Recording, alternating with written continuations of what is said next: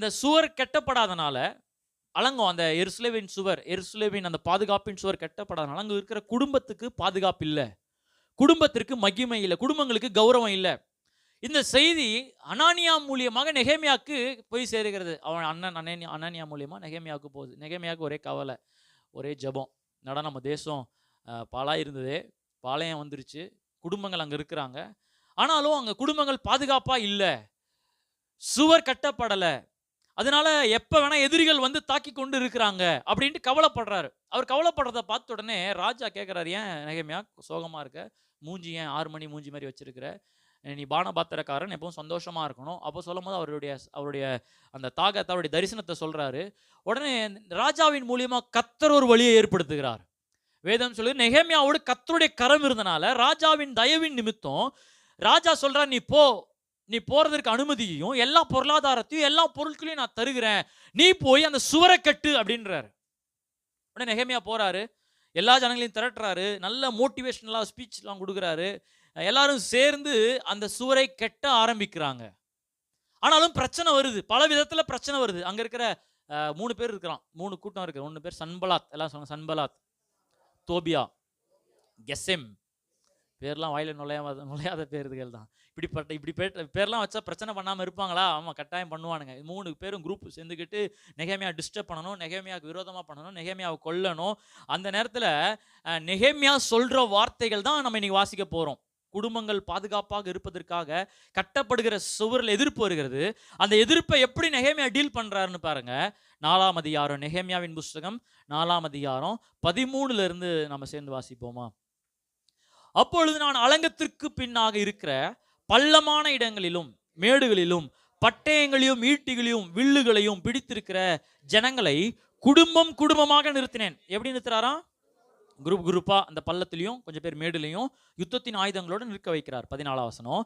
அதை நான் பார்த்து எழும்பி பிரபுக்களையும் அதிகாரங்களையும் மற்ற ஜனங்களையும் நோக்கி, அவர்களுக்கு பயப்படாதிருங்கள், நீங்கள் மகத்துவமும் பயங்கரமுமான ஆண்டவரை நினைத்து உங்கள் சகோதரருக்காகவும் உங்கள் குமாரத்திகளுக்காகவும் குமாரருக்காகவும் உங்கள் மனைவிகளுக்காகவும் உங்கள் வீடுகளுக்காகவும் சொல்றாரு. அதெல்லாம் பார்த்து பயப்படாதீங்க, நம்முடைய கர்த்தர் பயங்கரமானவர், அவர் மகத்துவங்கள் செய்கிறவர், அவரை நினைச்சு நீங்க யுத்தம் பண்ணுங்க. 15ஆம் வசனம் பாருங்க. எங்களுக்கு செய்தி தெரிய வந்ததென்றும் தேவன் அவர்கள் ஆலோசனை அபத்தமாக்கினார் என்றும் எங்கள் பகைஞர் கேட்டபோது, எல்லாத்தையும் அவங்க கேட்டாங்களாம், கேட்டு நாங்கள் எல்லோரும் அவரவர் தங்கள் வேலையை செய்ய அலங்கத்துக்கு திரும்பினோம். அன்று முதற்கொண்டு என் வேலைக்காரர்கள் பாதி பேர் வேலை செய்தார்கள், பாதி பேர் ஈட்டிகளையும் பரிசைகளையும் வில்லுகளையும் கவசங்களையும் பிடித்து நின்றார்கள். அதிகாரிகள் யூதா வம்சத்தார் எல்லோருக்கும் பின்னாக நின்றார்கள். அலங்கத்திலே கட்டுகிறவர்களும் சுமை சுமக்குகிறவர்களும் சுமை ஏற்றுகிறவர்களும் அவரவர் ஒரு கையினாலே வேலை செய்து மறு கையினாலே ஆயுதம். அப்ப எப்படி வேலை செய்யறாங்கன்னா, ஒரு கையில கொல்றா, ஒரு கையில பாண்டு, ஒரு கையில மண்வெட்டி, ஒரு கையில கடப்பாறை எடுத்து, இன்னொரு கையில என்ன ஆயுதம், இன்னொரு கையில வில்லு, இன்னொரு கையில கத்தி, இன்னொரு கையில AK-47 எடுத்துருப்பாங்கன்னு நினைக்கிறேன். எல்லாத்தையும் எடுத்துட்டு பயங்கர பாதுகாப்பா வேலை செய்யறாங்க. 18ஆம் வசனம் பாருங்க. கட்டுகிறவர்கள் அவரவர் தங்கள் பட்டயத்தை தங்கள் இடுப்பிலே கட்டி கொண்டவர்களாய் வேலை செய்தார்கள். எக்காலம் ஊதுகிறவன் என்னண்டையில், அவன் தான் அலாரம் சிக்னல் கொடுக்குறவன். ஒரு சிக்னல் ஊத்துனா போதும், என்ன பண்ணுவாங்களாம், நான் பிரபுக்களையும் அதிகாரங்களையும் மற்ற ஜனங்களையும் நோக்கி, வேலை பெரிதும் விஸ்தாரமா இருக்கிறது, நாம் அலங்கத்தின் மேல் சிதறப்பட்ட ஒருவருக்கு ஒருவர் தூரமா இருக்கிறோம், நீங்கள் எவ்விடத்தில் எக்கால சத்தத்தை கேட்கிறீர்களோ அவ்விடத்தில் வந்து எங்களோடும் கூடுங்கள், நம்முடைய தேவன் நமக்காக யுத்தம் பண்ணுவார் என்றான். நம்ம எல்லாம் தூரமா இருக்கிறோம். ஒருவேளை ஏதாவது குரூப் அட்டாக் பண்ண இந்த தோபியா, இந்த சன்பலாத்து, இந்த கெசேம் இவனுங்கெல்லாம் வந்தானுங்கன்னா, ஒருவேளை நம்ம எல்லாம் தனியாக இருந்தாலும் என்கிட்ட பிபி இருக்கிறான், அவன் ஊதும் போது எல்லாரும் எல்லாம் சேருங்க, ஆயுதத்தோட வாங்க, நம்ம எல்லாரும் சண்டை போடுவோம், எதிரியை துரத்துவோம் அப்படின்றார். ஒரு இல்லையா சொல்லுங்களேன். அப்போ இஸ்ரவேல் தேசம் இன்றைக்கும் பாதுகாப்பாக இல்லை, அன்றைக்கும் பாதுகாப்பாக இல்லை. குறிப்பா அந்த இஸ்ரவேல் பட்டணத்தின் பிள்ளைகள் பாதுகாப்பாக இல்லை. சுவர் இடிந்து போயிருக்கிறது. அந்த சுவரை கட்டுவதற்கு தான் நெகேமியாவும் குரூப்பும் இறங்குறாங்க. பிரச்சனை என்னன்னா, எதிரி வரான், எதிரி சுவரை கட்ட முடியாதபடிக்கு, பாதுகாப்பா இருக்கக்கூடாதபடிக்கு அந்த சுவரை கட்ட விட மாட்டேங்கிறான். அந்த நேரத்தில் நெகேமியா சொல்ற ஒரு வார்த்தை தான் நம்ம இன்னைக்கு தியானிக்க போறோம். என்ன சொல்றாரு? 14 வசனத்துல எல்லாரும் சேர்ந்து திரும்ப அந்த வாசிப்போமா? 14 வசனம். உங்கள் சகோதர பின்பகுதி பாருங்க. உங்கள் சகோதரருக்காகவும் உங்கள் குமாரருக்காகவும் உங்கள் குமார்த்திகளுக்காகவும் உங்கள் மனைவிகளுக்காகவும் உங்கள் வீடுகளுக்காகவும் யுத்தம் பண்ணுங்கள் என்றான். இன்னொரு வார்த்தையில சொல்லணும்னா உங்க குடும்பத்திற்காக யுத்தம் பண்ணுங்க. 2 பேரை தட்டி சொல்லுங்க, ஃபைட் ஃபார் யுவர் ஃபேமிலி. குடும்பத்திற்காக யுத்தம் பண்ணுங்க. ஆமா, உங்க குடும்பத்துக்காக நீங்க தாங்க யுத்தம் பண்ணணும்னு சொல்லுங்க. ஆமா, அப்ப உங்க குடும்பத்துக்காக நீங்க யுத்தம் பண்ணா என்ன நடக்குமா? 20 வசனம் பாருங்க. 20 வசனம் சேர்ந்து வாசிப்போமா? நம்முடைய தேவன் நமக்காக யுத்தம் பண்ணுவார். அப்படின்னா நீங்க உங்க குடும்பத்திற்காக யுத்தம் பண்ணும்போது தேவன் உங்களுக்காக யுத்தம் பண்ணுவார். எத்தனை பேர் ஆமென் சொல்றீங்க? நீங்க குடும்பத்திற்காக யுத்தம் பண்ணும்போது தேவன் உங்களுக்காக யுத்தம் பண்ணுவார். காலவேளையில் உன்னை நல்லா புரிந்து கொள்ளணும். நம்முடைய குடும்பங்கள் ஒரு யுத்தத்தில் இருக்கிறது. அல்லேலூயா. நம்ம மேல பிசாசானவன் நம்முடைய குடும்பங்களை தாக்கி கொண்டு இருக்கிறான். நம்முடைய குடும்பத்தின் மேல ஒரு தாக்குதல் நடந்துட்டு இருக்குது. பிசாசானவன் நம்ம குடும்பம் நடத்துகிற விதத்தை தாக்கிட்டு இருக்கிறான். நம்முடைய குடும்பத்தின் ஆரோக்கியத்தை தாக்கிட்டு இருக்கிறான். குடும்பத்தின் பொருளாதாரத்தை தாக்கிட்டு இருக்கிறான். பிள்ளைகளை வழி தவறி போய்விடுவதற்காக அவன் பல தாக்குதலை பண்ணிட்டு இருக்கிறான். There is attack on our family. 21ஆம் நூற்றாண்டில் ஒரு மிகப்பெரிய தாக்குதல். என்ன தாக்குதல் சொன்னா, அது இஸ்ரவேலுக்கும் பாலஸ்தீனத்துக்கும் அதுக்கு நடுவில் இன்னொரு பெரிய தாக்குதல் என்ன சொன்னா, பிசாசான ஒவ்வொரு குடும்பங்களையும் தாக்கி கொண்டு இருக்கிறான். Devil is attacking every family. Movies மூலியமா, ஜனங்க மூலியமா, கவர்மெண்ட் மூலியமா, ஜனங்களுடைய ஒப்பீனியன்ஸ் மூலியமா, இன்னைக்கு கலாச்சாரத்தின் சீர்கேட்டின் மூலியமா, இன்னைக்கு நடக்கிற உலகத்தின் காரியங்கள் மூலியமா, இன்னைக்கு மோசமான காரியங்களுக்கு கவர்மெண்ட் அப்ரூவ் கொடுக்கறது மூலியமா, தவறான காரியங்களை ஜனங்க சரின்னு சொல்றனாலேயோ, சரியான காரியங்களை ஜனங்கள் தவறுன்னு சொல்றனாலேயோ, இன்னைக்கு விபச்சாரத்துக்கும் வேசித்தனத்திற்கும் இன்னைக்கு பெர்மிஷன் கிடைக்கிறனாலேயோ, இன்னைக்கு குடும்பங்களை பிசாசானவன் அந்த குடும்பத்தின் வேல்யூஸா இன்னைக்கு அட்டாக் பண்ணிட்டு இருக்கிறான். நல்லா கவனிங்க, கண்ணை திறந்து பாருங்க. There is attack on every family. இதை நிராகரிக்கவே முடியாது. எத்தனை பேர் ஒத்துக்கிறீங்க? அல்லேலூயா. முன்னாடிலாம் இந்த அபார்ஷன் அப்படின்னு சொல்லும் போது அது வந்து தாயின் உயிருக்கு ஏதாவது பாதிப்புனா தான் அபார்ஷன் என்ன பண்ணலாம், செய்யலாம் என்கிற ஒரு கட்டளை இருந்தது.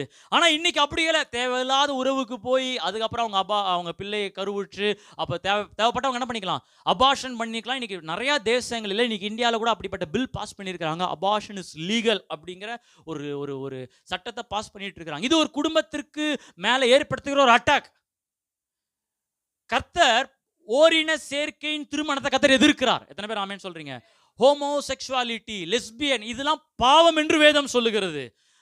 இன்னைக்கு திருச்சபையை, இன்னைக்கு இருக்கிற சபைகள் கிறிஸ்தவமே ஆணும் திருமணம் செஞ்சுக்கலாம், பெண்ணும் திருமணம் செஞ்சுக்கலாம் அப்படிங்கிற ஒரு விதிமுறையை கொண்டு வந்துட்டாங்க. இது குடும்பத்திற்கு விரோதமாக பிசாசு ஏற்படுத்துகிற ஒரு யுத்தம். அல்லேலூயா. ஆணும் செய்கிற திருமணத்தில் அப்பாவும் கிடையாது, அதில் என்ன கிடையாது, அம்மாவும் கிடையாது, அதில் பிள்ளைகளும் கிடையாது. அல்லேலூயா. எத்தனை நேரம் ஒத்துக்கிறீங்க? அந்த குரூப்பை நான் குற்றப்படுத்தலை, அவங்கள நான் கேவலப்படுத்தலை, அவங்களுக்கு அகெயின்ஸ்டாக நான் பேசலை. ஆனால் கர்த்தர் இன்னும் அவங்களுக்காக நல்ல வாழ்க்கையை வைத்திருக்கிறார். அது தேவனுடைய திட்டம் கிடையாது. அவங்கள ரட்சகர்கிட்ட வழி நடத்தலாம், இது தவறுன்னு சொல்லலாம், இது கர்த்தர் பிரியப்படாத ஒரு வாழ்க்கைன்னு சொல்லலாம். ஆனாலும் இன்னைக்கு பிசாசானவன் சபைக்குள்ள கொண்டு வந்துட்டான். ஏன்னு சொன்னால் குடும்பங்களை, வேல்யூஸை பிசாசானவன் தாக்கி கொண்டு இருக்கிறான். அல்லேலூயா. திருமணமாகாமலே ஒன்னாய் வாழ்கிற ஒரு லிவிங் டுகெதர். இன்னைக்கு கவர்மெண்ட் என்ன கொடுத்துருச்சு? பெர்மிஷன் கொடுத்துருச்சு. லிவிங் ரிலேஷன்ஷிப்ல no covenant, no marriage, no ring, no Bible, no thali, எதுவுமே கிடையாது. நீனும் நானும் வா, ஒன்னா இருக்கலாம். ஆமா, அவங்க என்ன சொல்றாங்க, நாங்கள் காதலை நம்புறோம், கல்யாணத்தை என்ன பண்றது இல்லை. நான் சொல்றேன், நீங்க இச்சையை நம்புறீங்க, இன்பத்தை நம்புறீங்க, அதனாலதான் அந்த பாவத்தில் என்ன பண்றீங்க, நீங்க இருக்கிறீங்க. எத்தனை பேர் ஆமென் சொல்றீங்க?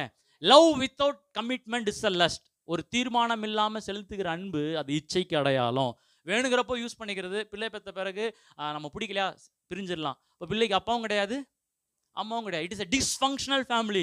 இதுவும் குடும்பத்தின் மேல ஒரு நடத்துகிற ஒரு யுத்தம். ஒரு ஃபேமஸ் ஆக்டர் இப்படியா சொன்னாரு, I believe in love, I don't believe in marriage அப்படின்னாரு. எதுல விசுவாசிக்கிறாரா?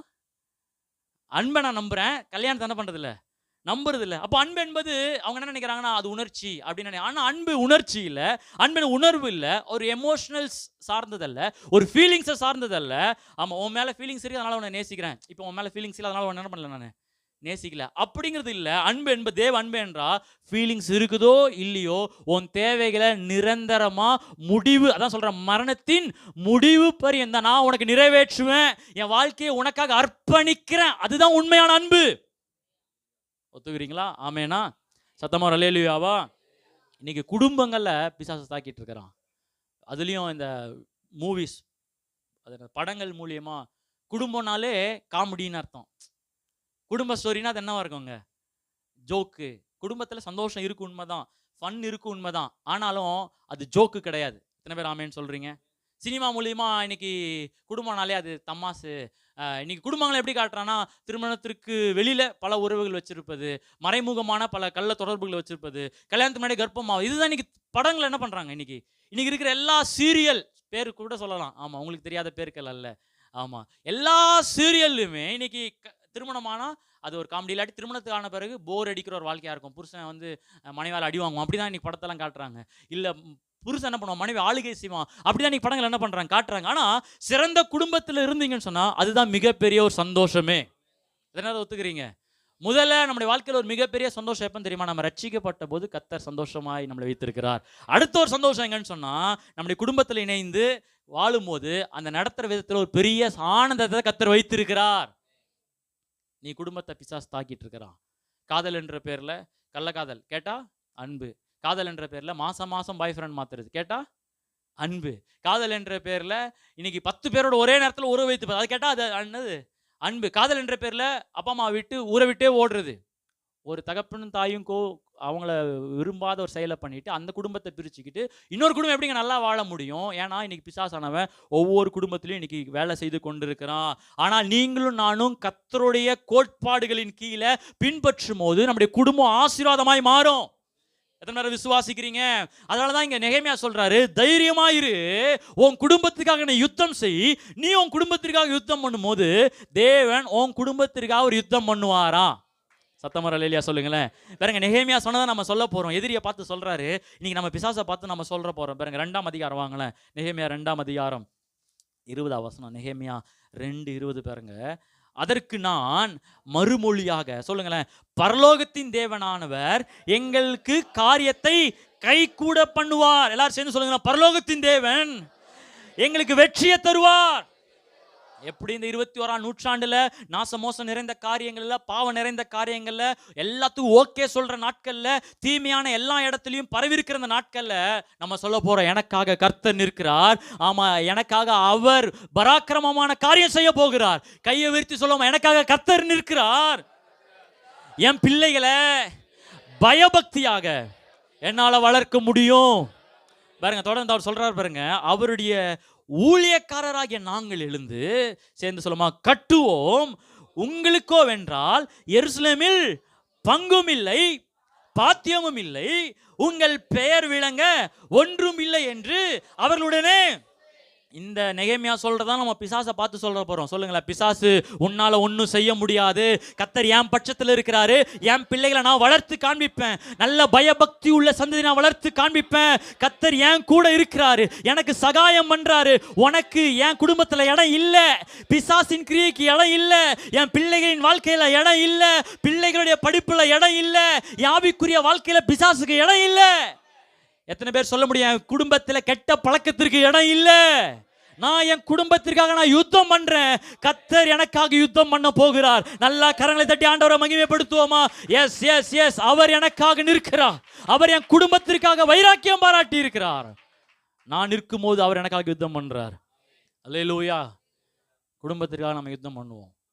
பக்கத்துல சொல்லுங்க, வாங்க யுத்தம் பண்ணலாம். இன்னைக்கு எதுக்கோ யுத்தம் பண்றாங்கல்ல, புலிக்காக யுத்தம் பண்றாங்க. ஐயோ புலி, ஐயோ போதுங்க, புலிக்காக நாங்கள் எழும்ப. புறாக்காக யுத்தம் பண்றாங்க, காக்கா குருவிகள் என்ன பண்றாங்க? ஆமா, மாட்டுக்காக, பேட்டாவா பீட்டா, நாங்கள் மாடுக்காக நிற்கிறோம் அப்படின்றாங்க. அப்புறமா மரத்துக்காக என்ன பண்றாங்க? நம்ம எவர் கிரீன், நாங்கள் வந்து சுற்றுச்சூழல் என்ன பண்ணுறாங்க, பாதுகாக்கிறோன்றாங்க. எதுக்கெல்லாமோ இன்னைக்கு யுத்தம் பண்ணிட்டு இருக்கிறாங்க. ஆனால் குடும்பம்னு வரும்போது அபாஷனா அது ஓகே, ஹோமோசெக்ஸா வானவில் கூட்டமா ஓகே, ரெயின்போ கூட்டம் இங்கே இன்னைக்கு தான், அதுக்கு ஒன்றும் பிரச்சனை இல்லை, அவங்க பாடு அப்படின்னாங்க. எங்கேருந்து கிடைக்கிது இந்த வேல்யூஸ்? எங்கேருந்து? ஆமாம், நல்லதை வந்து கெட்டதுன்னு சொல்கிறாங்க, கெட்டது என்னன்னு சொல்கிறாங்க, நல்லதுன்னு சொல்கிறாங்க. ஆனால் நம்ம சொல்ல போகிறோம், என்னுடைய பிள்ளைகளை நான் உறுதியாக கர்த்தருக்குள்ளே நான் வளர்ப்பேன், கர்த்தருடைய வார்த்தையின் கீழே என் குடும்பத்தின் கோட்பாடுகளை நான் அமைப்பேன், என் குடும்பம் நிற்கும், நான் குடும்பத்திற்காக நிற்கிறேன், கர்த்தர் வழி நடத்துவார், கர்த்தர் யுத்தம் பண்ணுவார், அவர் வாக்குத்தத்தங்களை அவர் நிறைவேற்றுவார். எத்தனை பேர் ஆமென் சொல்றீங்க? திருமணம் ஆகாதவங்களும் திருமணம் ஆனவங்களும் இப்பவே டிசைட் பண்ணுங்க. 2 விஷயத்தை நான் ஒப்பு கொடுக்க போறேன். ஒன்று என்னுடைய தேவனுக்காக, இன்னொன்று என் குடும்பத்தை நல்ல வழியில் நடத்துவதற்காக நான் என்னை ஒப்பு கொடுக்க போறேன். அல்லேலூயா. நான் என் வீட்டுக்கு போகும்போது என் வீடு சந்தோஷத்தின் வீடாக மாறும். நான் வீட்டுக்குள்ளே இருக்கும்போது என் வீடு சமாதானத்தின் வீடாக மாறும். ஆமாம், என் வீட்டில் ஆரோக்கியத்தின் சூழல் ஏற்படுத்துவேன். நான் என் வீட்டில் நன்மைகளின் சூழலை நான் ஏற்படுத்துவேன். அல்லேலூயா. தேவனுக்கு முக்கியத்துவம் கொடுக்க அவர் நம்முடைய குடும்பத்தை வழி நடத்துகிறவராக இருக்கிறார். இன்னைக்கு பிசாசு வேதம் சொல்லுதல், எவனை விழுங்கலாமா என்று கர்ஜிக்கிற சிங்கம் போல இருக்கிறானா. இன்னைக்கு எல்லாரும் அப்படியே விழுங்கலான்னு இருக்கிறான். நிச்சயமா அவன் நம்ம வீட்டில் வரவே முடியாது. எத்தனை பேர் விசுவாசிக்கிறீங்க? நம்ம தான் யுத்தம் பண்ண போறோம். பக்கத்தில் பசங்க, யூ ஹேவ் டு ஸ்டாண்ட் சொல்லுங்க. நீங்க தான் நிற்கணும் சொல்லுங்க. அல்லேலூயா. அப்ப எப்படி இந்த யுத்தம் பண்ணுவது? ஒரு சில விஷயம் நம்ம கற்றுக்கொள்ள போகிறோம். முதலாவது, அது உங்ககிட்ட இருந்து அதை ஆரம்பிக்கணும். It begins with me, it begins with you. நீங்க என்ன செய்யறது முக்கியம், அதை விட நீங்க யார் என்பது ரொம்ப முக்கியம். அல்லேலூயா. வீட்டில் ஒரு தலைவனாக இருக்கிறவங்க, ஆமா, கர்த்தர் நம்மளை ஒரு தலைவனுக்கு என்கிற ஒரு அபிஷேகத்தினால் அபிஷேகித்திருக்கிறார். ஆமா, சில பேரை தகப்பனியா அபிஷேகித்திருக்கிறார், தாயும் குடும்பத்தின் தலைவியா கர்த்தர் அபிஷேகித்திருக்கிறார். எத்தனை பேர் ஆமென் சொல்றீங்க? அப்ப அந்த குடும்பத்திற்காக நிற்க வேண்டிய பொறுப்பு என் கிட்ட இருந்து ஆரம்பிக்கணும். எத்தனை பேர் சொல்றீங்க? நான் முதல்ல மாறணும். கை வச்சு சொல்லுங்க, முதல்ல நான் மாறணும் சொல்லுங்க. It begins with me.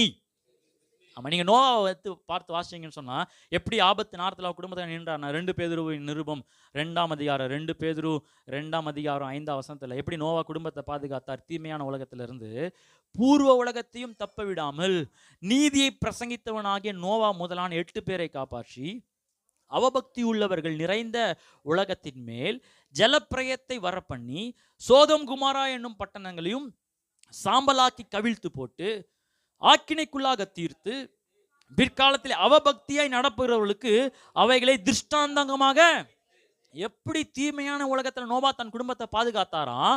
பாருங்க, அந்த உலகம் எப்படிப்பட்டதாக இருந்ததான்? அவபக்தி உள்ளவர்கள் நிறைந்த ஒரு உலகமா இருந்ததாம். அதனால கர்த்தர் எதை வர பண்ணினாராம்? ஜலப்பிரயத்தை வர பண்ணினாராம். இதை இன்னும் விளக்கப்படுத்துறார் எபிரேயர் ஆக்கியோன் பாருங்க. எபிரேயர் 11ஆம் அதிகாரம் 7ஆம் வசனம் பாருங்க. எபிரேயர் 11:7 நோவாய் குறித்து எபிரேயர் ஆக்கியோன் பவுல் சொல்றாரு, விசுவாசத்தினாலே நோவா தற்காலத்தில் காணாதவைகளை குறித்து தேவ எச்சரிப்பு பெற்று அடுத்தது பயபக்தி உள்ளவனாகி தன் குடும்பத்தை ரட்சிப்பதற்கு, எல்லாரும் சேர்ந்து சொல்லுங்களேன், தன் குடும்பத்தை ரட்சிப்பதற்கு பேழையை உண்டு பண்ணினான். அதனாலே அவன் உலகம் ஆக்கினைக்குள்ளாகது என்றும் தீர்த்து விசுவாசத்தில் உண்டாகும் நீதிக்கு, பாருங்க, உங்க குடும்பம் இந்த உலகத்தின் வெள்ளத்தில் அடிச்சுட்டு போகாத மாதிரி, பாவத்தின் வெள்ளத்தில் அடிச்சுட்டு போகாத மாதிரி, உலகத்தில் இருக்கிற தரித்திரமோ குறைவுகளோ தொடாதபடிக்கு, கெட்ட பழக்கங்களோ சீர்கேடானவைகளோ தொடாதபடிக்கு பேழையை உருவாக்குகிற நோவாக்களாக நம்ம மாறணும். எத்தனை பேர் ஆமேன்னு சொல்றீங்க? பேழையை உருவாக்கும் பொழுது நம் ஆண்டுடைய வருகையில நம்முடைய பிள்ளைகள் பேழைக்குள்ள இருக்கும் பொழுது அந்த பேழைக்குள்ள இருக்கிறவங்க தான் கர்த்தரால் எடுத்துக்கொள்ளப்படுகிறார்கள். அந்த பேழையை கட்ட வேண்டிய பொறுப்பு நம்முடைய பொறுப்பு. ஒவ்வொரு தடவையும் பிள்ளைகளை சபைக்கு கொண்டு வரும்போது ஒரு பலகையை நாம் அடிக்கிறோம். ஒவ்வொரு வசனம் சொல்லி கொடுக்கும்போது ஒரு பலகையை நாம் அடிக்கிறோம். கர்த்தருடைய பிரசனத்துக்குள்ள வழி நடத்தும் போது ஒரு பலகையை நாம் அடிக்கிறோம். ஒவ்வொரு தடவையும் நம்ம வீட்டுக்கான பலகையை பேழையை நம்ம கட்டி கொண்டு இருக்கிறோம். பக்கத்துல பசங்க, நீங்க தான் கட்டணும்னு சொல்லுங்க.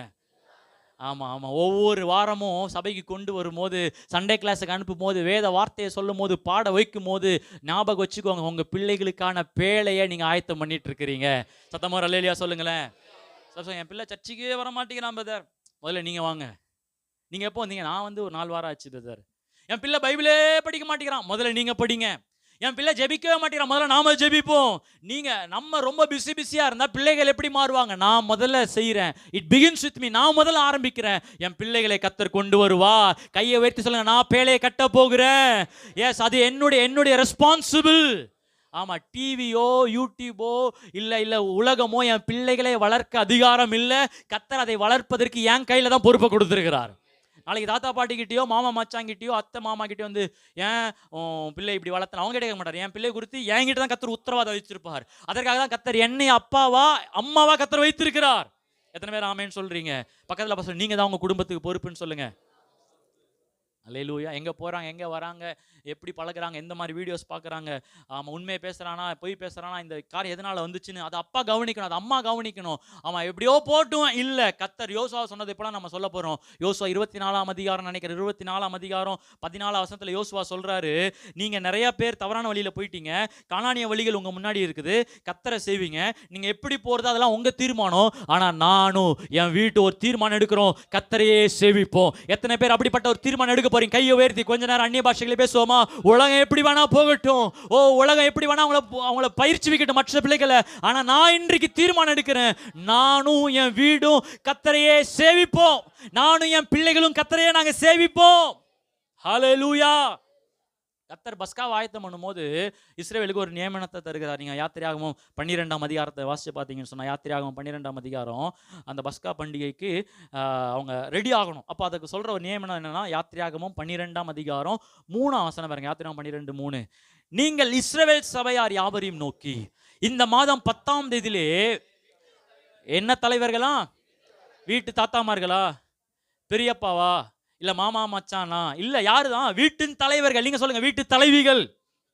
சரிசமமான கர்த்தர் படைச்சிருக்கிறாரு. ஆமா, கர்த்தர் ஒன்றும் ஆண்களை மேலாவும் பெண்களை காலு கீழே வைக்கல. கர்த்தர் ஈக்குவலான பவர் கர்த்தர் கொடுத்திருக்கிறார். விசுவாசிக்கிறீங்களா? சத்தமா அல்லேலூயா சொல்லுங்களேன். அப்போ யார் அதை தெரிந்து கொள்ளணுமா? 10ஆம் தேதியிலே வீட்டு தலைவர்கள் வீட்டுக்கு ஒரு ஆட்டுக்குட்டியாக ஒவ்வொருவரும் ஒவ்வொரு ஆட்டுக்குட்டியை தெரிந்து கொள்வார்களாம். ஹல்லேலூயா. பசங்கள்ல, தாத்தா பாட்டி அல்ல, வேற சொந்தக்காரங்கள். It's a leader of the house. அப்பா இல்லைன்னா அம்மா, அம்மா இல்லைன்னா அப்பா.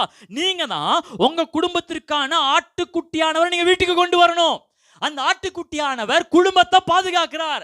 அதே ராத்திரியில தான் ஆட்டுக்குட்டியின் மாமிசமும் ஆட்டுக்குட்டியின் ரத்தமும் சங்கார தூதன் கையில் இருந்து அவங்களை காத்து கொண்டது. எத்தனை பேர் ஆமேன்னு சொல்றீங்க? நம்ம பிள்ளைகள் கிட்ட நம்ம ஆட்டுக்குட்டியானவர் இன்ட்ரோடியூஸ் பண்ணும்போது அந்த ஆட்டுக்குட்டியானவர் பிள்ளைகளை பாதுகாத்துக் கொள்கிறாரு. எத்தனை பேர் விசுவாசிங்க? சத்தமா அல்லேலூயா சொல்லுங்களேன். என் குடும்பத்திற்கான ஆட்டுக்குட்டியை நான் தான் கொண்டு வருவேன். கையெழுத்து சொல்லுங்களேன், என் குடும்பத்திற்கான ஆட்டுக்குட்டியை நான் தான் கொண்டு வருவேன். அல்லேலூயா.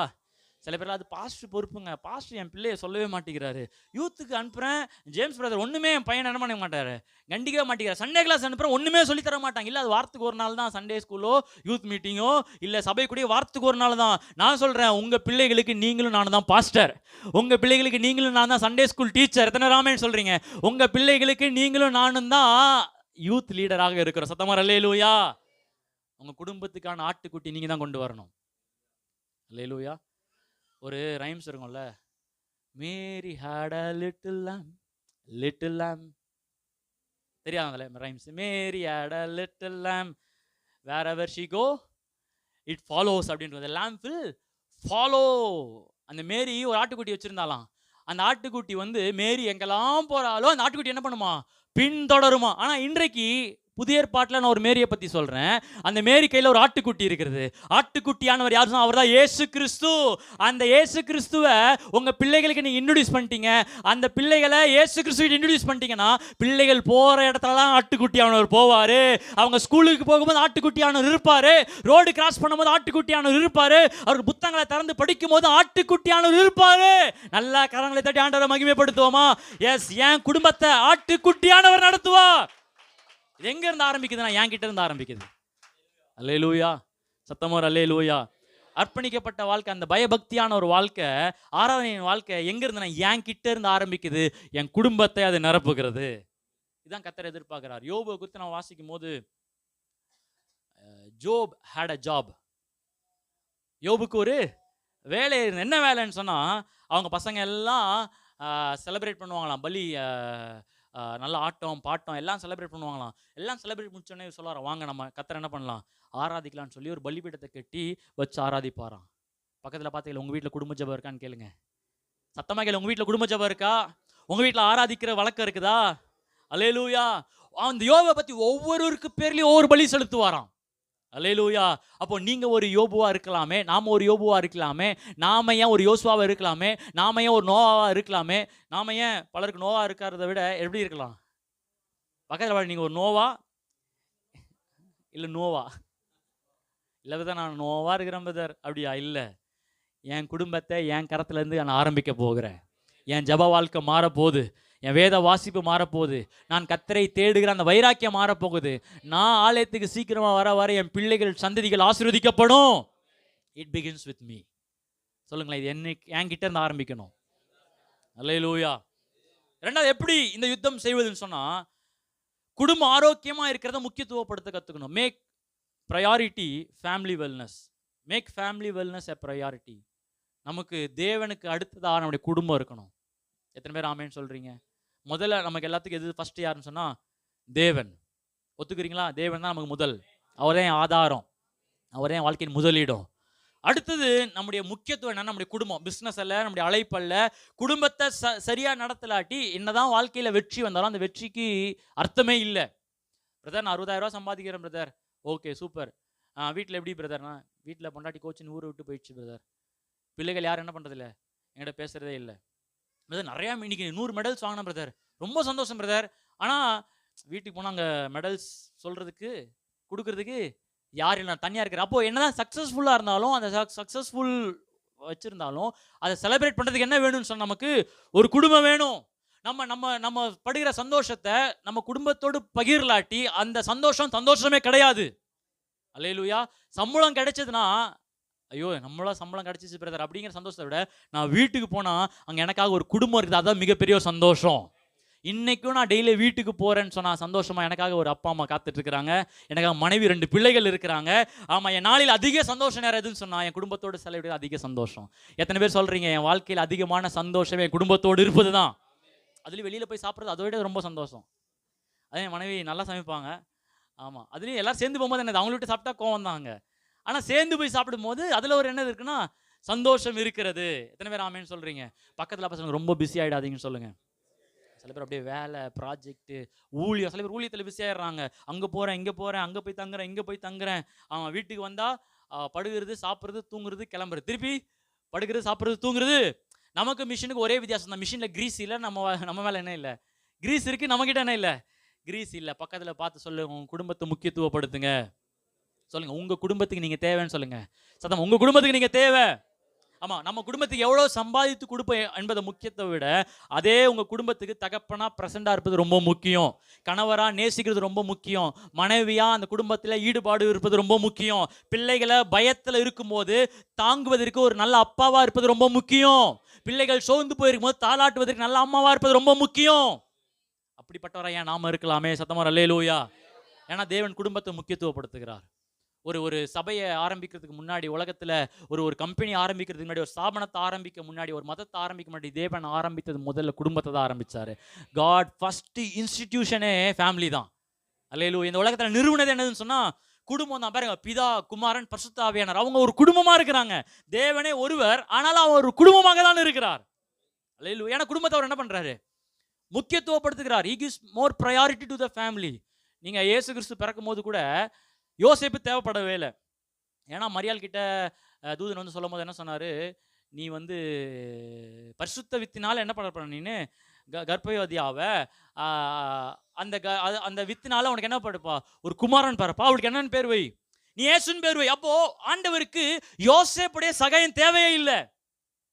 ஆனாலும் கர்த்தர் யாரை இன்வால்வ் பண்றாருன்னு சொன்னா, இந்த யோசேப்பு தான் இயேசு கிறிஸ்துவுக்கு வளர்ப்பு தகப்பன் ஒருத்தர் இருக்கணும்னு இன்வால்வ் பண்றாரு.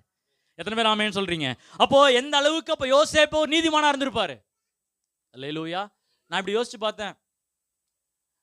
மரியாள் கிட்ட ஆண்டவர் வந்து சொல்றாரு, கிருபை பெற்றவளே நீ வாழ்க, உன் மூலியமா ஒரு பரிசுத்த சந்ததி என்ன பண்ண போகுது, அவருக்கு உலக ரட்சகர் என்ன பண்ண போறாரு. இவர் சொல்ற, நான் புருஷனை அறியானே, பரவாயில்ல விடு, பரிசுத்த ஆவியினால ஒரு வித்து என்ன பண்ண போகுது, உண்டாக போகுது, அதன் மூலமா பிள்ளை பறக்க போறா. சொல்லி முடிச்ச பிறகு மரியாள் வந்து எலிசபெத் வீட்டுக்கு போறாங்க. போயிட்டு வரும்போது 3 மாசம் ஆகுது. எத்தனை மாசம் ஆகுது? 3 மாசத்துலேயே போயிடறேன்னா கொஞ்சம் பெருசாக இருக்கும்.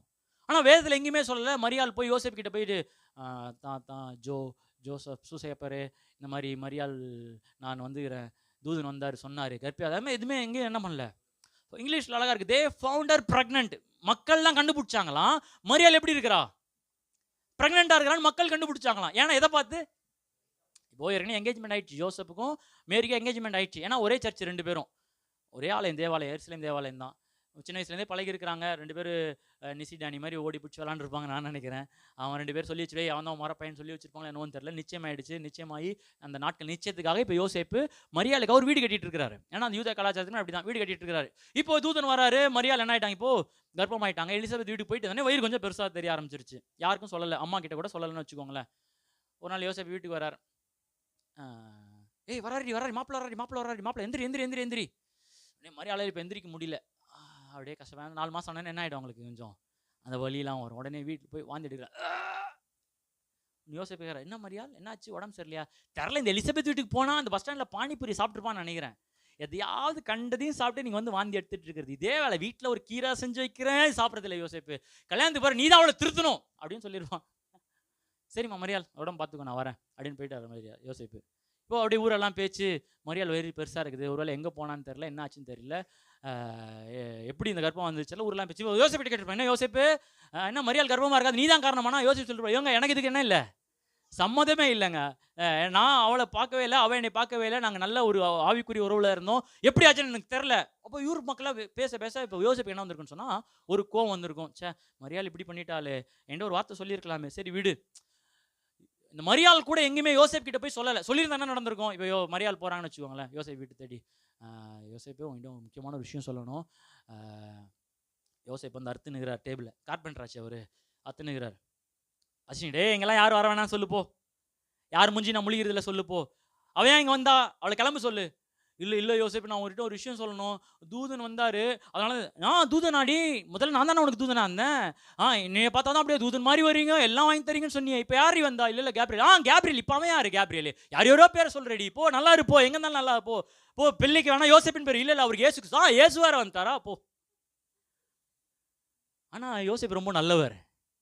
எத்தனை பேர் ஆமேன்னு சொல்கிறீங்க? ஏன் இந்த யோசேப்பை இயேசு கிறிஸ்துவுக்கு தகப்பனா கர்த்தர் மாற்றினான்னு சொன்னால், நாங்கள் யோசேப்பா இல்லை, நான் யோசேப்பா இருந்தேன்னு சொன்னா முதல் வேலையா எங்கள் மேச அந்த ஆசிட் பாட்டில் எடுவா போகலாம் வா, ஏமாத்திட்டாடா அடி ஆசிட் பாட்டில்.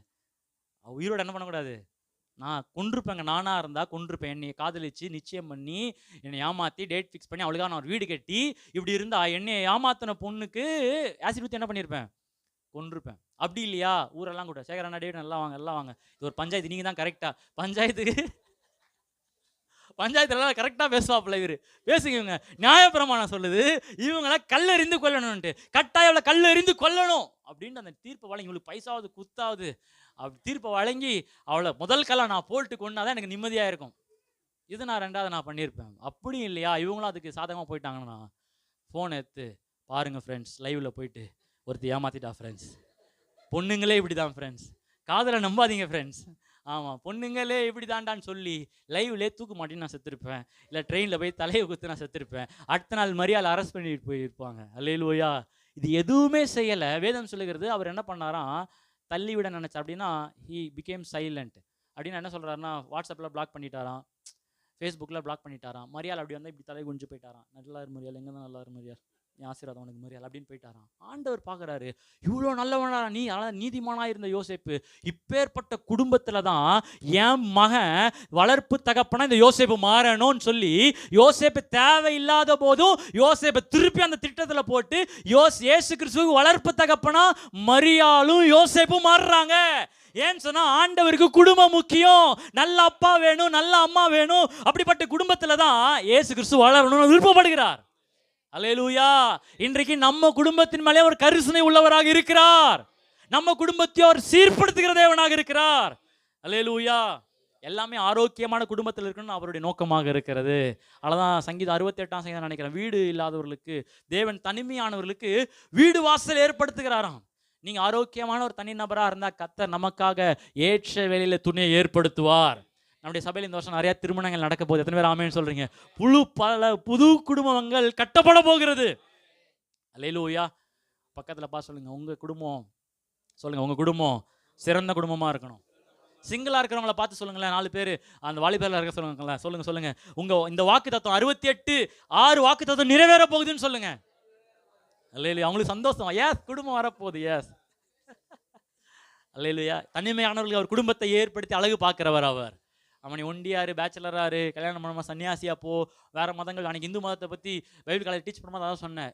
அவங்க அந்த 4 விதத்தை எதிர்பார்க்குறாங்க. ஒன்று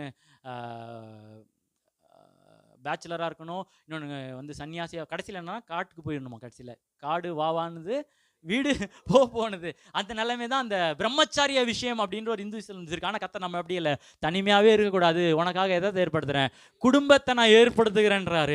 ஆனால் இன்னைக்கு இதுக்கு அடையாளம் தான் இன்னைக்கு பிரசங்கில நான் வாசிக்கும் போது அந்த வசனத்தை கர்த்தர் அடையாளப்படுத்துகிறார். எஸ், 2 பேர் ஒரு மனதாக இருக்கும்போது அங்கே ஒரு அனல் உண்டாகுதான். முப்பரினுள் அறவே ஆறாதான். நீங்களும் கணவனும் மனைவியும் சேர்ந்து ஆவியானவர் கர்த்தர் 3வது நபராக இருக்கும்போது அந்த குடும்பத்தை தொடுவதற்கு எந்த பிசாசுக்கு அதிகாரம் இல்லை. எத்தனை பேர் ஆமேன்னு சொல்றீங்க?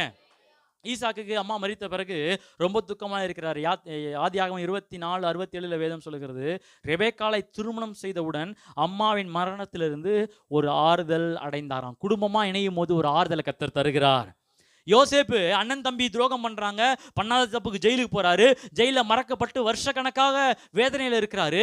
உயர்வு வருது பிரைம் மினிஸ்டரா, அந்த ராஜாவை இவருக்கு திருமணம் பண்ணி வைக்கிறாரு. யாரை திருமணம் பண்ணி வைக்கிறார்? ஒரு அசினத் அப்படிங்கிற ஒரு பெண்ணை திருமணம் வைக்கிறாரு. அப்போ அவர் சொல்ற காரியம் என்னன்னு சொன்னா, திருமணமாகி ஒரு குழந்தை பிறக்குது. குழந்தை பிறக்கும் போது ஆதியாகமம் தசனத்தை நம்ம வாசிப்போம். ஆதியாகமம் 41:51. ஆதியாகமம் 41:51. யோசேப்பு என் வருத்தம் யாவையும் என் தகப்பனுடைய குடும்பம் அனைத்தையும் நான் மறக்கும்படி தேவன் பண்ணினார் என்று சொல்லி மூத்தவனுக்கு வேற என்ன சொல்றான்? என் வருத்தம் யாவையும் நான் மறக்கும்படி தேவன் ஒரு குடும்பத்தை எனக்கு தந்திருக்கிறார். ஆமா, இன்னும் யோசேப்பு கனவு நிறைவேறல, இன்னும் அண்ணன்கள் வந்து வணங்கல, அவங்க அப்பாவை அவன் சந்திக்கல, பெஞ்சமினை இன்னும் பார்க்கல, ஆனா குடும்பத்தை சந்திக்கல, அழைப்பு நிறைவேறல. ஆனாலும் அவனுக்கு ஒரு சந்தோஷம். ஏன்னு சொன்னா அவன் குடும்பத்து நிமித்தமா ஒரு சந்தோஷம். எத்தனை பேர் ஆமேன்னு சொல்றீங்க? உங்க குடும்பத்து நிமித்தமா உங்களுக்கு ஒரு ஆறுதல் உண்டாகும், உங்க குடும்பத்து நிமித்தமா ஒரு சந்தோஷம் உண்டாகும். எந்த குடும்பம் உங்களுக்கு பிக்கலும் புடுங்கலுமா எரிச்சலா வேதனையா இருக்குதோ அதே குடும்பத்தை வைத்து தான் நமக்கு ஆறுதல் கர்த்தர் செய்ய போகிறார். அல்லேலூயா. எத்தனை பேர் ஒரு குடும்பத்தில் இருக்கிறதுக்காக நீ கர்த்தரை நன்றி செலுத்துறீங்க? இல்ல பிரதர், குடும்பமா அது, ஐயோ இல்ல, கர்த்தர் அதை மாற்றுவார். எத்தனை பேர் ஆமேன்னு சொல்றீங்க? பக்கத்துல பா சொல்லுங்க, கர்த்தர் மாற்றுவார். ஆமா, பிள்ளைகளுக்கு நேரத்தை ஒதுக்குவோம், ஆமா மனைவிக்கு நேரத்தை ஒதுக்குவோம், அவங்களையும் நம்ம எல்லாரும் சேர்ந்து தேவனை கனப்படுத்துகிற குடும்பமா நம்ம மாறணும். அல்லேலூயா. இன்னைக்கு ஒரு பக்கம் குடும்பமே வேண்டாம், லிவிங் டுகெதர், சிங்கிள் அப்படிங்கிற கர்த்தர் குடும்பத்தை கட்டமைத்து அந்த குடும்பத்தில் ஒரு ஆறுதலையும் ஒரு சந்தோஷத்தையும் யோசேப்பு சொல்வது போல, ஆமா என் வருத்தம் யாவையும் குடும்பத்தில் மறக்க பண்ண வைக்கிறார். அல்லேலூயா. ஒருவேளை இன்னைக்கு வீட்டுக்கு போனாலே தலைவலி பிரதர், வீட்டுக்கு போனாலே ஏன் தான் வீட்டுக்கு போறோன்னு நினைக்காதீங்க, அந்த சூழ்நிலையை கர்த்தர் மாற்றுவார். ஆமா, நம்ம குடும்பத்தோடு இருக்கும்போது வருத்தங்கள் யாவையும் மறக்க பண்ணுகிற மனாசைகளை கர்த்தர் ஏற்படுத்த போகிறார். விசுவாசிக்கிறீங்களா? சத்தமா அல்லேலூயா. ஒரு பெரிய யூனிவர்சிட்டியில் ஒரு பெரிய ப்ரொஃபஸரை ஒருத்தர் இருந்தார். அந்த டைமில் தான் ஒரு பீக் ஆஃப் ஹிஸ் கேரியர். ஆமாம், ஒரு நாள் திடீர்னு அவங்க மனைவி என்ன ஆகிட்டாங்கன்னா, மென்டலி டிசார்டர் ஆகி இந்த ஒரு வியாதி இருக்குல்ல, அல்சீமர் ஒரு வியாதி. எல்லாமே மறந்துடுவாங்க, ஞாபகம் மறந்து எல்லாத்தையும் மறந்துடுவாங்க. மென்டல் ரிட்டார்டட் பர்சனாக நிறைய விஷயங்களை மறந்துடுவாங்க, நிறைய பேரை மறந்துடுவாங்க.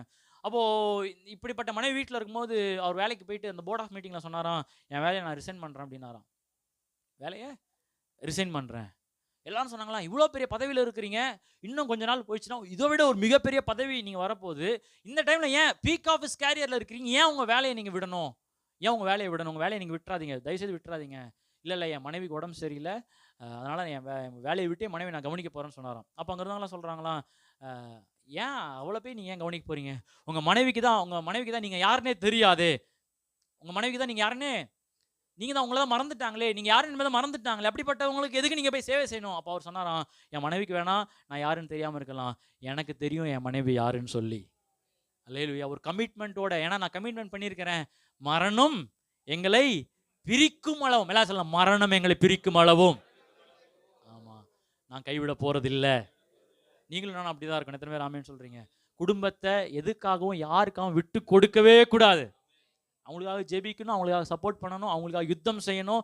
ஏன்னா நான் முதல்ல குடும்பத்தை முக்கியத்துவப்படுத்தும் போது தேவன் என் குடும்பத்தை முக்கியமாக பார்க்குற தேவனாக இருக்கிறார். 2 விஷயத்தை கற்றுக்கணும். முதலாவது, இட் பிகின்ஸ் வித் மீ, முதல்ல நான் ஆரம்பிக்கணும். 2வது, என் குடும்பத்தை நான் முதலாவது முக்கியத்துவப்படுத்த கற்றுக்கணும். சத்தமாக அல்லேலூயா சொல்லுங்களேன். அல்லேலூயா.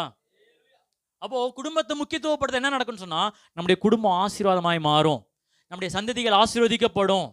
நெகேமியா அன்றைக்கு எப்படி கட்டின சுவர் இன்றைக்கு வரைக்கும் இருக்கிறதோ, இன்றைக்கும் அந்த சுவர் மட்டும்தான் இருக்குது. இன்றைக்கும் நெகேமியா பல தலைமுறைகளை அவர் அவர் அவர் தாக்கி இருக்கிறார். Impacted is generation. அப்போ நம்ம குடும்பத்தை முக்கியத்துவப்படுத்தும் போது நம்முடைய தலைமுறைகள் கர்த்தர் ஆசீர்வதிக்கிறவராக இருக்கிறார். இன்றைக்கு இந்த 21ஆம் நூற்றாண்டுல காலங்கள் சீர்கெட்டு போயிருக்கிற நேரத்துல, உலகம் குடும்பத்தை சீர்குலைக்கிற அந்த நேரத்துல, என் குடும்பத்துக்காக நான் ஜெபிக்கும் போது, என் குடும்பத்தை நான் கனப்படுத்தும் போது, என் குடும்பத்தை நான் முக்கியத்துவம் பண்ணும்போது, நான் என் குடும்பத்திற்காக யுத்தம் பண்ணும்போது, தேவன் என் குடும்பத்திற்காக ஒரு யுத்தம் செய்கிறவராக இருக்கிறார். பக்கத்துல சொல்லுங்க, அநேக தலைமுறைகளை நீங்க மாற்றுறீங்க. அல்லேலூயா. பாருங்க, எபிரேயர்ல 7ஆம் அதிகாரத்துல எப்படி தலைமுறைகளை அந்த குடும்பம் நம்ம சீரா இருக்கும்போது எப்படி தலைமுறை கர்த்தர் ஆசீர்வதிக்கிறார் பாருங்க. ஆபிரகாம் தசமபாகம் கொடுக்கிறார். யாருக்கு கொடுக்கிறாருன்னா மெல்கிசேதேக்கு கொடுக்கிறாரு. எபிரேயர் 7ஆம் அதிகாரம் 4ஆம் வசனம் பாருங்க. இவன் இவ்வளோ பெரியவனா இருக்கிறான் பாருங்கள். கோத்திர தலைவனாகி ஆபிரகாம் முதலாய் கொள்ளையிடப்பட்ட பொருட்களில் இவனுக்கு யார் தசமபாகம் கொடுத்தா? யாருக்கு கொடுக்கிறாரு? மெல்கிசேதேக்கு கொடுக்கிறார். ஆபிரகாம் மெல்கிசேதேக்கு போய் கொடுக்கிறார். ஆனா என்ன நடக்குது? 5ஆம் வசனத்துல, லேவியின் புத்திரரில் ஆசாரியத்துவத்தை அடைகிறவர்களும் ஆபிரகாமின் அறையிலிருந்து வந்த தங்கள் சகோதரனான ஜனங்களின் கையில் நியாயப்பிரமாணத்தின்படி தசமபாகம் வாங்குறதற்கு கட்டளை பெற்றிருக்கிறார்கள். பாருங்க, ஆபிரகாம் தசமபாகம் கொடுக்கிறாரு மெல்கிசேதேக்கு. ஆனா ஆண்டவர் எப்படி எழுதுறாருன்னா, அது லேவி கொடுத்த மாதிரி எழுதுறாரு. இன்னும் ஈசாக்கு வரல, இன்னும் யாக்கோபு பிறக்கல, இன்னும் 12 பிள்ளைகள் பிறக்கல. அதுல ஒருத்தர் தான் யாரு? லேவி. அந்த லேவி அதுக்கு பிறகுதான் மோசையினால ஆரோனினால ஆசாரித்துவம் அவங்களுக்கு வருகிறது. ஆனா இப்ப ஆபிரகாம் தசமபாகம் கொடுக்கறனால லேவி கொடுத்த மாதிரி ஆண்டவர் எழுதுகிறார். எத்தனை பேர் ஆமென் சொல்றீங்க? இன்றைக்கு கர்த்தருக்காக முடிவெடுத்து ஆவிக்குரிய நல்ல தகப்பனாக தாயாக நாம வாழும் பொழுது இந்த சந்ததி மாத்திரமல்ல, வரப்போகிற சந்ததியும் கர்த்தர் ஆசீர்வதிக்க போகிறார். உங்க விசுவாசம் உங்க சந்ததிகளை பாதிக்க போகிறது. உங்க வைராக்கியம் வரப்போகிற சந்ததிகளை அசைக்க போகிறது. உங்க பேரனோ உங்க பேத்தியோ உங்க கொள்ளு பேரனோ உங்க கொள்ளு பேத்தியோ உங்க லொல்லு பேரனோ லொல்லு பேத்தியோ தொடப்பட போகிறாங்க. எத்தனை விசுவாசிக்கிறீங்க? நல்ல பேரன் பேத்தி பார்த்தவங்களோ சத்தமா அல்லேலூயா சொல்லுங்களேன். அல்லேலூயா. கர்த்தர் நம்முடைய சந்ததிகளை தொட போகிறார். The greatest legacy you will behind is the faith. நம்ம விட்டு போகிற ஒரு மிகப்பெரிய ஒரு சொத்து என்னன்னு சொன்னா நமக்குள்ள இருக்கிற விசுவாசம் தான். ஏதாவது ஒரு விதத்துல என் பிள்ளைய வரப்போகிற பிள்ளைகளுக்கு நானே மனைவியும் பிரயாசப்படுகிறேன்னு சொன்னா நம்ம வைத்திருக்கிற அந்த வைராக்கியம், எங்க அப்பா அம்மா வைத்திருந்த அந்த பக்தி வைராக்கியத்தை எப்படியாவது அடுத்த சந்ததிக்கு கொடுத்துட்டு போயிடணும். ஆமா, பெரிய வீடு வாங்கி வைக்கிறோமோ இல்லையோ செய்யலாம், அது நல்லதுதான். பெரிய நிலம் வாங்கி வைக்கிறோமோ இல்லையோ, பெரிய பணம் சேர்க்கிறோமோ இல்லையோ, ஒரே ஒரு விருப்பம் என்னன்னு சொன்னா, நாங்க பிடித்திருக்கிற அந்த அன்பு தேவன் மேல வைத்திருக்கிற அந்த பற்றுதலை என் பிள்ளைக்கு நான் சொல்லி கொடுத்துட்டு போகணும். I want to transfer the legacy of faith. அந்த விசுவாசத்தை நான் டிரான்ஸ்ஃபர் பண்ணணும். அல்லேலூயா. எத்தனை பேர் ஆமேன்னு சொல்றீங்க? மரண படுக்கையில் யாருங்க கூட இருப்பா? நான் வாங்கின பணமோ சம்பாதிச்ச மெடல்ஸோ நம்ம சொத்து வைத்த வீடுகளோ எதுவுமே மரண படுக்கையில் இருக்க. கர்த்தர் சாதனைகள் செய்ய வைப்பார். விசுவாசிக்கிறீங்களா? ஆனாலும் அந்த சாதனைகளை கடைசி வரைக்கும் கொண்டு போகிற யார்? நம்முடைய குடும்பம் தான். அல்லேலூயா. அப்போ அதுக்கு நல்ல ஒரு அப்பாவா, நல்ல ஒரு மகனா, நல்ல ஒரு மனைவியா, நல்ல ஒரு பிள்ளைகளா நம்ம வாழும் பொழுது கர்த்தர் நம்முடைய சந்ததிகளை அவர் ஆசீர்வதிக்கிறவராக இருக்கிறார். இதை நான் ஆயத்தம் பண்ணும்போது ஒரு சம்பவம் நான் படித்தேன் பாருங்க. ஒரு நல்ல ஒரு அருமையான சம்பவம், உண்மையான சம்பவம். 1874ஆம் ஆண்டுல நியூயார்க்ல ஒரு பிரிசன். அந்த பிரிசன்ல ஒரு ஆராய்ச்சி பண்ணும்போது ஒரே குடும்பத்தை சேர்ந்த 6 பேர் அந்த சிறைச்சாலையில மரண தண்டனை கைதியா இருந்திருக்கிறாங்க. எத்தனை பேர்? 6 பேர். 1874ல. உடனே இது எப்படா ஒரே குடும்பத்தை செஞ்சு 6 பேரும் குற்றவாளிகளாக இருப்பாங்க அப்படின்னு சொல்லிட்டு அவங்களுடைய வம்சாவளியை அந்த எழுத்தாளர் படிக்க ஆரம்பிச்சிருக்கிறார். அவங்க வம்சாவளியை படிக்க ஆரம்பிச்சிருக்கிறார். இதெல்லாம் அப்படியே படிச்சு பார்த்தா இதெல்லாமே ஒரு மனுஷங்கிட்ட போய் கனெக்ட் ஆயிருக்கு. எப்போன்னு சொன்னா 1700ஆம் ஆண்டு 1700 அந்த ஆண்டுல ஒரு மேக்ஸ், சொல்லுங்களேன் மேக்ஸ், ஆமா, அந்த ஆளு 1720ல பிறக்கிறார். அந்த ஆள் பிறந்தா ஒரே குடிகாரனும், பட்டணத்தில் ரொம்ப மோசமான ஒரு கொலை செய்கிறவனும், ஒரு ரவுடிசம் பண்ணுகிறவனா வாழ்ந்துருக்கிறார். 1720ல பிறந்த மேக்ஸ் அப்படிப்பட்ட ஒரு வாழ்க்கை வாழ்ந்துருக்கார். கடைசியில் அவர் எப்படி என்ன பண்ணார்னா, அதே போல வாழ்க்கை உடைய ஒரு பெண்ணை போய் கல்யாணம் பண்ணியிருக்கிறாரு. ஒரு ரவுடி இன்னொரு ரவுடி என்ன பண்ணியிருக்கு, ஒரு அட்டுழியம் பண்ற இன்னொரு பொம்பளை என்ன பண்ணிருக்கு, அந்த பொம்பளையும் அட்டுழியம், 2 பேரும் பயங்கர பிரச்சனையா. இவங்களுக்கு 6 மகள் 2 மகனா. எத்தனை பிள்ளைங்க? 6 மகள் 2 மகனா. அப்போ அவங்களுடைய வாழ்க்கையில இருந்த 100 வருஷங்களை படிச்சா அவர் சொல்றாரு அவங்க குடும்பத்துல 1200 பேர் பிறந்தாங்களாம். 100 வருஷத்துல எத்தனை பேர் பிறந்தாங்களாம்? 1200 பேர் பிறந்தாங்களாம். அந்த 1200 பேர்ல 310 பேர் வீடு இல்லாம தெருவில் வாழ்ந்தாங்களாம். 180 பேர் குடிகாரனா இருந்தாங்களாம். 160 பேருக்கு மேல போதைக்கு அடிமையா இருந்தாங்களாம். அதுல 150 பேர் ஜெயிலே குற்றவாளியான்னு செத்து போயிட்டாங்களாம். அதுல 7 பேர் தான் நான் சொன்னேன் கடைசி இந்த கொலைகாரங்க தான். அல்லேலூயா, சத்தமா ஒரு அல்லேலூயா. அதே எழுத்தாளர் சொல்றாரு, இன்னொரு சர்வே பண்ணியிருக்கிறாரு. அதே 17ஆம் நூற்றாண்டுல 1703ல ஜோனத்தன், எல்லாம் சொல்லுவாங்க ஜோனத்தன் அப்படிங்கிற ஒருத்தர் பிறந்தாரு. பயபக்தியா வாழ்ந்தாராம். நல்ல பெண் சாரால் என்கிற ஒரு பெண்ணை கல்யாணம் பண்ணியிருக்கிறாராம். பயபக்தியா குடும்ப வாழ்க்கை நடத்தினால கடைசி வரைக்கும் அவரே அந்த மனைவியோட வாழ்ந்து மரித்திருக்கிறார். எப்படி மரித்தார்னா, பிரின்ஸ்டன் யூனிவர்சிட்டி, அமெரிக்காவிலே இன்றைக்கும் தலை சேர்ந்த யூனிவர்சிட்டியோட பிரசிடென்டா அவர் மரித்திருக்கிறார். அவருடைய குடும்பம், அவருக்கு 11 பிள்ளைகளாம். அவருடைய 100 வருஷத்தை கால்குலேட் பண்ணா இவருக்கு 1400 பிள்ளைகள். எத்தனை பிள்ளைகள்? அவருக்கு 1200 பிள்ளைகள். இவருக்கு எத்தனை பிள்ளைகள் 100 வருஷத்துல? அந்த வம்சாவளி வருது. இந்த 1400 பேர்ல 100 பேர் லாயர்ஸா மாறி இருக்காங்களாம், 66 பேர் ப்ரொஃபஸர்ஸா மாறி இருக்காங்களாம், 85 பேர் புக் எழுதி இருக்கிறாங்களாம், 13 பேர் காலேஜ் பிரசிடென்டா மாறி இருக்காங்களாம், 32 பேர் அந்த ஸ்டேட்டுக்கு ஜட்ஜா மாறி இருக்காங்களாம், 66 பேர் டாக்டரா மாறி இருக்காங்களாம், 80 பேர் கவர்மெண்ட் எம்ப்ளாயிஸா மாறி இருக்காங்களாம், 3 பேர் கவர்னராகவும், அதுல 3 பேர் பார்லிமெண்ட்ல மெம்பராகவும், அதுல ஒருத்தர் யூஎஸ் உடைய வைஸ் பிரசிடென்டா கர்த்தர் மாத்தி இருக்கிறாராம். ஒரு அல்லேலூயா சொல்லுங்களேன். இன்னைக்கு காலை வேளையில ஒரு மேக்ஸாவும் நீங்க இருக்கலாம், அதே நேரத்தில் ஒரு ஜோனத்தானும் நீங்க இருக்கலாம். நீங்க நோவாவா இருக்கலாம், இல்ல குடும்பத்துக்கு நோவா கூட இருக்கலாம். நீங்க ஒரு ஆபிரகாமா இருக்கலாம், இல்ல உங்க குடும்பத்தை பிரிக்கிற ஒரு லோத்தாவும் இருக்கலாம். அது உங்க விருப்பம் தான், உங்க சாய்ஸ் தான். ஆனா கர்த்தர் தேவ பிள்ளைகளை குடும்பத்துக்காக யுத்தம் செய்கிறவர்களா கர்த்தர் மாற்றி இருக்கிறார். அல்லேலூயா. சில டைம் நான் என் ஃபேமிலி ட்ரீ அப்படியே யோசிச்சு பார்ப்பேன். எங்க அப்பா ரட்சிக்கப்படாதவர். எங்க அப்பாவுடைய அப்பா நான் பார்த்ததில்ல. குருசாமி அவர் பேர் நினைக்கிறேன். குருசாமியா தங்கராஜ், அவர் பேர் தங்கராஜ். அவர் எப்படிப்பட்டார் நான் பார்க்கல. ஆனா எங்க அப்பா ஒரு மூலியமா ஒரு ரட்சிக்கப்பட்டனால, எங்கள் அப்பா ஒருத்தர் ரட்சிக்கப்பட்டனால இப்போ அந்த குடும்பத்தில் என்னையும் எங்கள் அக்காவையும் கர்த்தருக்குள்ளே கர்த்தர் வைத்திருக்கிறார். எங்கள் தாத்தா ஒரு விஸ்வதாஸ் ரட்சிக்கப்பட்டனால அவங்க குடும்பம் 3 மகள்கள், இப்போ 3 மகள் இருந்து அடுத்த 8 பேரம்பேத்திகளையும் கர்த்தருக்குள்ளே ஊழியம் செய்வதா கர்த்தர் வச்சிருக்கிறாரு. ஆமாம், நான் விசுவாசிக்கிறேன் உலகத்திலே நல்ல வேலை அது ஊழியம், கர்த்தருக்காக ஊழியம் செய்வதாம். உங்கள் அழைப்பில் அது உங்களுக்கு பெஸ்ட்டாக இருக்கலாம், என் அழைப்பில் ஆமாம் கர்த்தருக்காக ஊழியம் செய்ய என்னைய பொறுத்த வரைக்கும் ஒரு பெஸ்ட்டாக இருக்குது. எத்தனை பேர் ஆமேன்னு சொல்றீங்க? அப்போ அந்த குடும்பத்தின் தலைமுறைகளை மாற்றுகிற ஒரு நபரா ஏன் நம்ம இருக்கக்கூடாது? நீங்க நெகேமியா சொன்ன போலதான் நம்ம சொல்ல போறோம், வாங்க நம்ம நிற்போம், குடும்பத்துக்கு நம்ம யுத்தம் பண்ணுவோம். எத்தனை சன்பலாத் வரட்டும், எத்தனை தோபியா வரட்டும், எத்தனை கெசேம் வரட்டும், ஆமா எவன் வந்தாலும் பரவாயில்ல, வரட்டும், நான் நிக்க போறேன், நான் என் குடும்பத்துக்காக நிக்க போறேன். கர்த்தர் எனக்காக ஒரு யுத்தம் பண்ண போகிறார். கையோடு சொல்ல, நான் நிக்க போறேன், என் தலைமுறை சாபத்தை என் மூலியமா கர்த்தர் உடைக்க போகிறார். அல்லேலூயா. ஒரே விஷயத்தை நான் சொல்லி முடிக்கிறேன். வேதத்திலிருந்து 2 குடும்பத்தை நான் காட்ட விரும்புகிறேன். நிறைய விஷயங்கள் இருந்தாலும் சுருக்கமா அடுத்த ஒரு 5 நிமிஷத்துல நான் முடிக்க போறேன் பாருங்க. ஒரு குடும்பம் ஆகாப். எத்தனை பேர் ஆகாப் தெரியும்?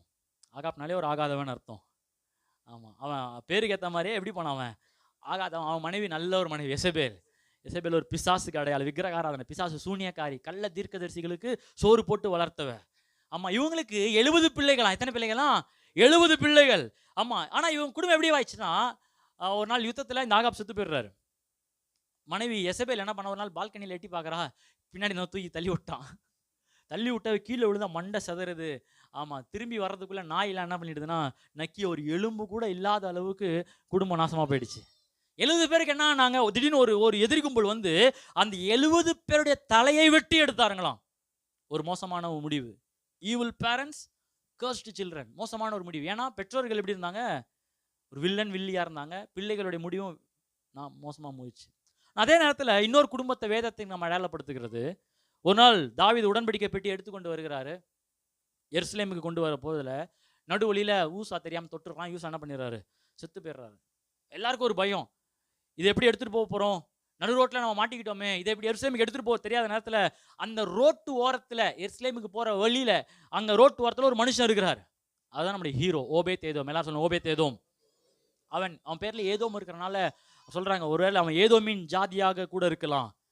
இஸ்ரவேலில் சேராத ஒரு புறஜாதி அவன். அதுவும் ரோட்டுக்கு வழியில் இருக்கிறவன்னா அவன் ஒரு தரித்திரன், பெரிய பணக்காரெல்லாம் கிடையாது. பட்டணத்துக்கு போகிற வழியில் இருக்கான். வீடு சின்ன ஒரு குடிசை தான், ஒரு சின்ன டென்ட், ஒரு எளிமையான ஒரு வீடு.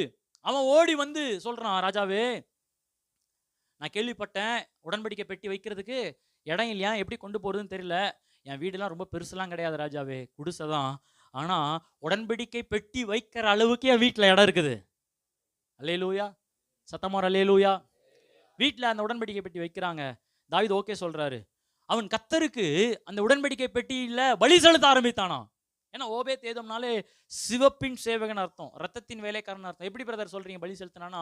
தாவீது அங்கிருந்து எடுத்துட்டு போகும்போது அதை சர்வாங்க தகன பலி இட்டு கொண்டு போறான். அது முன்னாடி தாவீது அதை செய்யல. அப்ப எப்படி இது தெரியும்? ஓபேத் ஏதோம் சொல்லி கொடுத்துருக்கான், இதுக்கு நீங்க பலி செலுத்துங்க, பலி செலுத்தினா ஆண்டவர் என்ன பண்ணுவார், அதுல பலியில அவர் பிரியப்படுகிறவரா இருக்கிறார் என்று சொல்லி.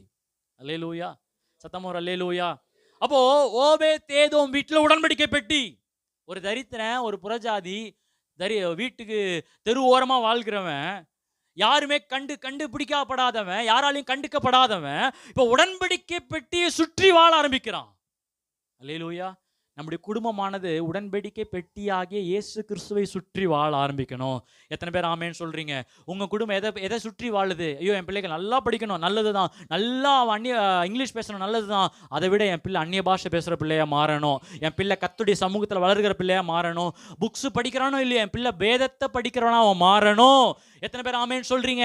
என் குடும்பம் இயேசு கிறிஸ்து என்கிற உடன்படிக்கையை சுற்றி நான் வாழ ஆரம்பிக்கணும். ஒரு நாள் படிப்பு கைவிடலாம், ஒரு நாள் நமக்கு வாய்ப்புகள் போகலாம், ஆனால் உயிருள்ள தேவன் நம்மளை கைவிடுகிற தேவனே அல்ல. எத்தனை பேர் விசுவாசிக்கிறீங்க? ஓபேத் ஏதோம் வீடு உடன்படிக்கை மத்தியில் அவங்க வாழ ஆரம்பிக்கிறாங்க. என்ன நடந்தது? 3 மாசம் ஆச்சு. இப்போ ஓபேத் ஏதோம் வீடு பேரு ஊர் முழுக்க ஃபேமஸ். இப்போ எங்க பார்த்தாலும் ஓபேத் ஏதோம் பத்தி பேச ஆரம்பிக்கிறாங்க. ஓபேத் ஏதோம் தெரியுமா? யார் அவன்? தெருவோரமா இருந்தானே, ஹைவேல இருந்தானே, வீடு இல்லாதவனா இருந்தானே, கர்த்தர் ஆசீர்வதிக்க ஆரம்பிச்சிட்டாரு. ஆமா அவன் வீடு இப்ப ஆட்டுலாம் குட்டி போட ஆரம்பிச்சிருச்சு, வயல்வெளியில இப்ப வாங்க ஆரம்பிச்சுட்டான். ஊரே ஃபேமஸ். யாரை பத்தி? இப்போ ஓபேத் ஏதோமை பத்தி. இந்த நியூஸ் யாருக்கு போகுதுன்னு சொன்னா தாவீதுக்கு போகுது. உடனே தாவீதுக்கு போனோடனே, அப்படியா ஓபேத் ஏதோம் இவ்வளவு ஆசீர்வாதம் பண்ணான். ஒரு நாள் வராரு, வந்து கதை தட்டார். ஓபேத் ஏதோம் அப்படின்ற, என்ன ராஜாவே சொல்லுங்க ராஜாவே, இந்த உடன்படிக்கை பெட்டி கொடுத்தேன்ல கொஞ்சம் கொடுத்துருப்பான்றாரு. ராஜாவே இந்த உடன்படிக்கை பற்றி தான் நாங்கள் சுற்றி வாழ்ந்துட்டு இருந்தோம், இவரை சுற்றி தான் நாங்கள் சாப்பிட்டோம், இவரை சுற்றி தான் நாங்கள் தூங்கணும், இவரை பற்றி தான் நாங்கள் பேசிட்டே இருந்தோம். எங்கள் வாழ்க்கையே இவரை நம்பி தான் இருந்தனால தான் என் வாழ்க்கை இவ்வளோ பெரிய ஆசீர்வாதமாய் மாறினது.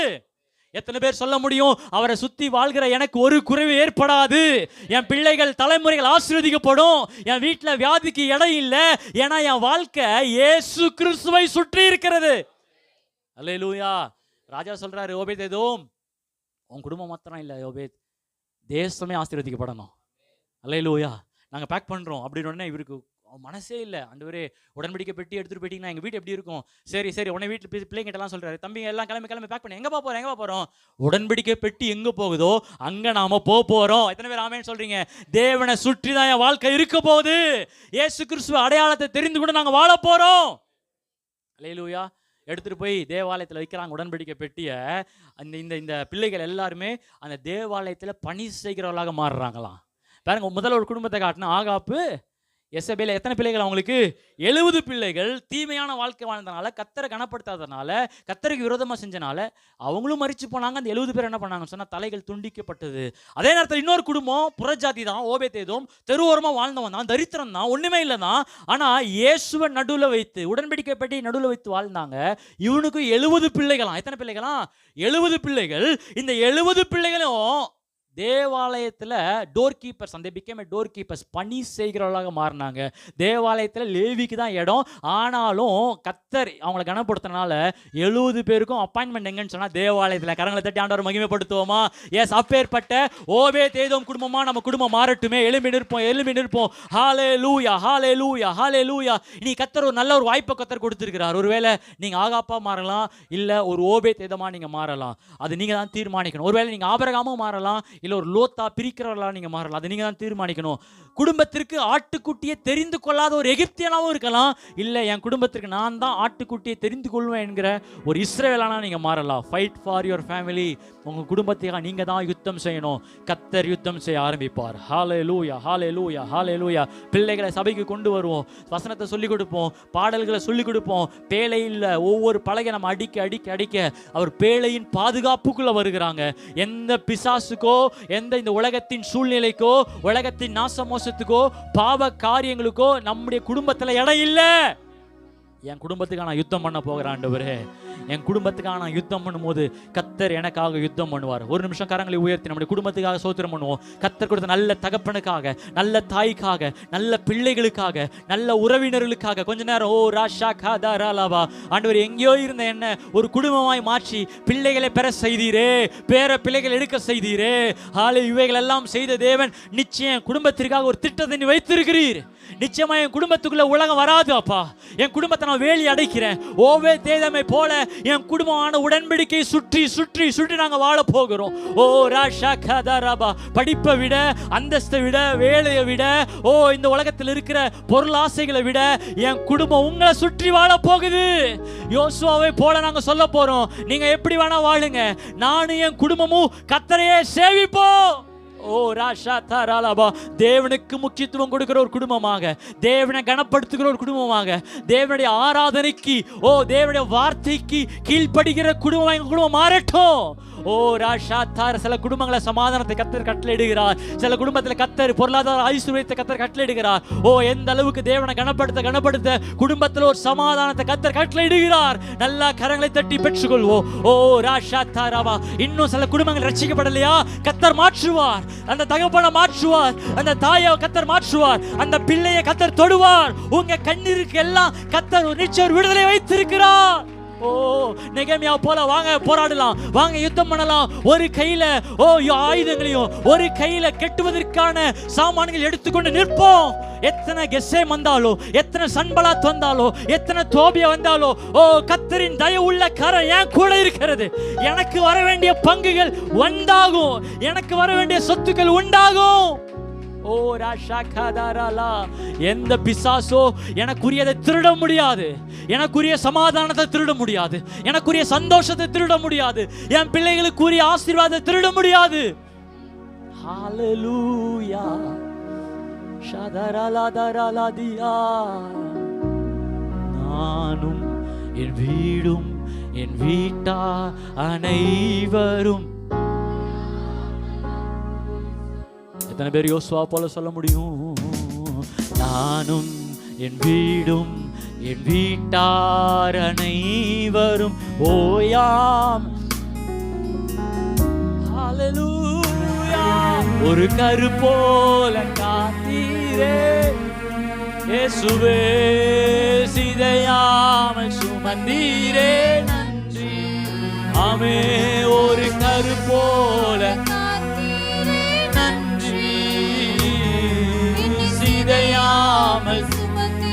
இரு கரங்களை உயர்த்தி எபினேசரே. எஸ், உங்களை சுற்றிய வாழ்க்கை அமையட்டும். ஓ ஓ எபினேசரே, எபினேசரே, என் நினைவாய் இருப்பவரே நன்றி நன்றி நன்றி. இதயத்தில் சுமந்தீரே நன்றி நன்றி நன்றி நன்றி. கரு போல ஒன்றுமே இல்லாமல் துவங்கின இந்த வாழ்வை, ஒன்றுமே இல்லாமல் துவங்கின நன்மையா, தீமைக்கு இடம் இல்லை. ஒன்றுமே இல்லாமல் வங்கின நன்மையாய் நிறைந்துள்ளது. ஒரு தீமையும் ஒரு தீமையும் இயேசுவே தகப்பன்.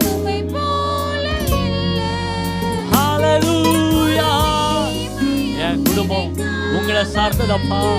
நீதான் எங்க பரம தகப்பன். உம்மை போல